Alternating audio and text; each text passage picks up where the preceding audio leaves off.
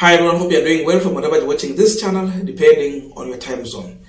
Now, I saw Dennis Itumbi, CAS for ICT, Assistant Minister for ICT, trying to give a story on how the good pastor Pst Mackenzie started his activities, operation from all the way from 2017, 2018 up to now, when it has become a massive massacre of people in the name of praying to go to heaven and forceful fasting. What I'm seeing is a Kenya Kwanza government that is trying just to defend themselves using every means possible. Lakini wamepatikana. Dennis Itumbi's post took me back to what we were discussing yesterday about Mama Odinga position on regulating the church. Because I still remember very well that Mama Odinga attended an NCCK event whereby she went further to praise the NCCK chair, and she was asking him to try and help the government to regulate churches by leading, because she was telling NCCK to lead in regulating the church because they have that mandate in their capacity. She was not even calling for state to regulate, but she was asking NCCK to help the state to regulate the church. So look at that. But they turn it to say that she is saying that she wants the state to regulate the church, which is still okay. And in case they come to power, then Dennis Itumbi referred to some of the small churches as kiosk churches are going to be shut down because they are too much. Mama Ida never said that churches are too much so they need to regulate. She was literally talking about some kind of doctrine teachings in church that is suspicious. And after that, this is what Dennis Itumbi said. This statement was meant to mislead Kenyans because it was during campaign time. And this is what Dennis Itumbi said. Odinga basically closed hustler churches. They do not have quality sermon and they are too many. He put dash. Kieleweke tried the same thing through a bill by Honorable Muturi Kigamo. ODM chair Mbadi had also called for capping of Sadaka at 100,000 shillings. What a combination! What will be next? Now he's giving a scenario. That means in case Raila will become the president, then closing kiosk and vibandas, they are too many, we just need supermarket. And in his own explanation, this is what he said. Close border shed, we just need quality ride. You see a comparison he did?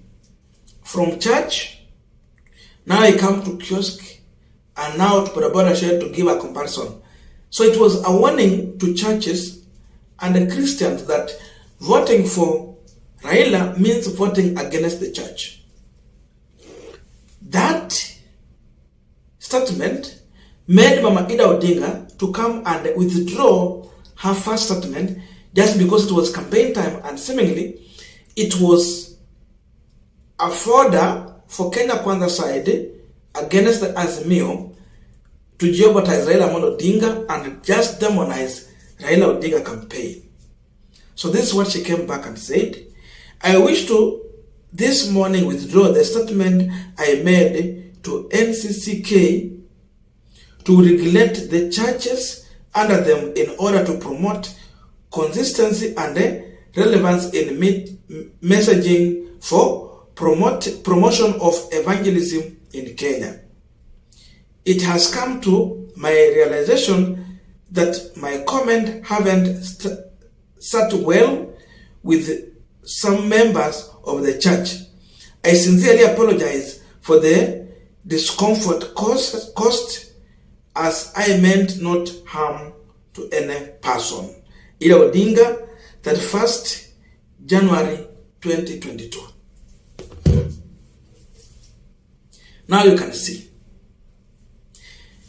Dennis Itumbi statement profiling Mama Ida Odinga position to mislead Kenyans, and Ida Odinga was forced to withdraw the statement. Tell me now what is happening today and the statement that Mama Ida Odinga issued that time.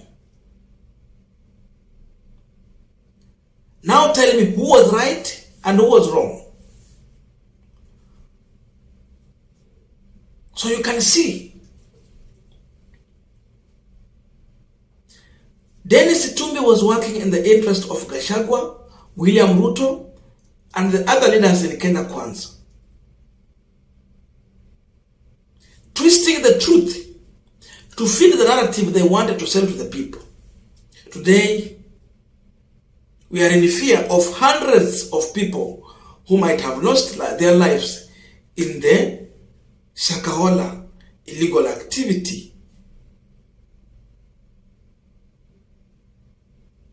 The position was that even these pastors, it's better they go for theology training, so that, the world is changing. Many things are changing. So we have to have also some improvement even in our churches. But they were against. They were told, pastors who have not gone for theology training, they will have no church.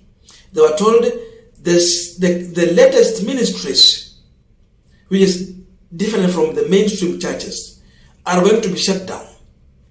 That was a narrative that Itumbi was using to instill fear among the pastors and the Christians, to create a perception, wrong perception, a hot air perception that Raila Odinga's side is ungodly, they're against the church, and if given chance, many churches are going to be shut down. Pastors will not will not enjoy from Sadaka. Churches will not collect Sadaka. That was the narrative from Dennis Itumbi, from the Kenya Kwanza, and from Gachagua himself. So Dennis Itumbi and Gachagua are speaking the same language. Today we have been subjected to the horror in Shakahola. So you can see, when people have been allowed to sell lies to the people, to the public, the result is on the table. They were allowed to run away with the truth until Mama Ida Odinga was forced to come and withdraw her statement, which meant good for this country. If Mama Ida Odinga was the first lady today, we will have no any forced fasting in State House, as we are being told as of late. This shenanigan might have not happened because she would continue to help NCCK to help regulating the church to avoid the misleading teaching that is leading to massacre of lives today. But her statement was taken in bad faith.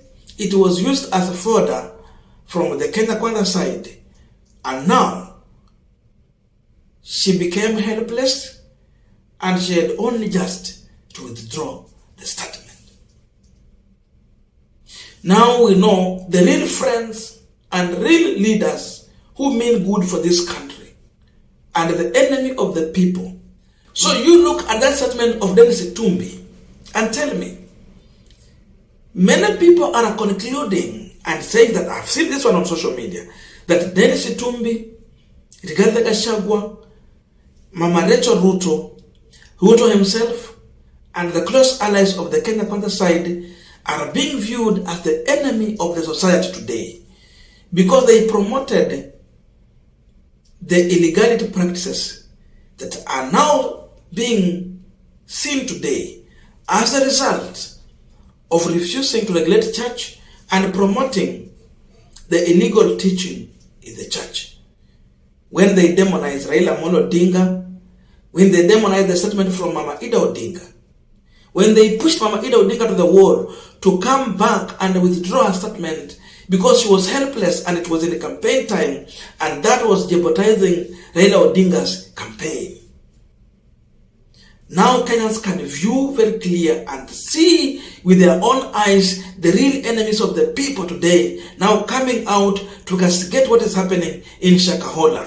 Today they want to act in holy way when they are unholy, when they supported unholy activities in this country. These people are the real problems and enemies of the people. They must come out and apologize to Kenyans at large.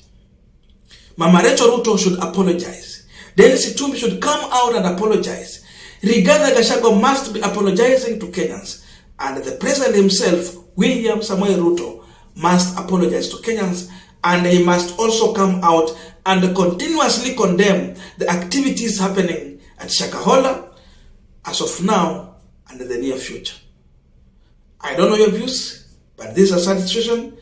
Let us be in the comment section for continuation of this conversation. Thank you so much and see you in our next video.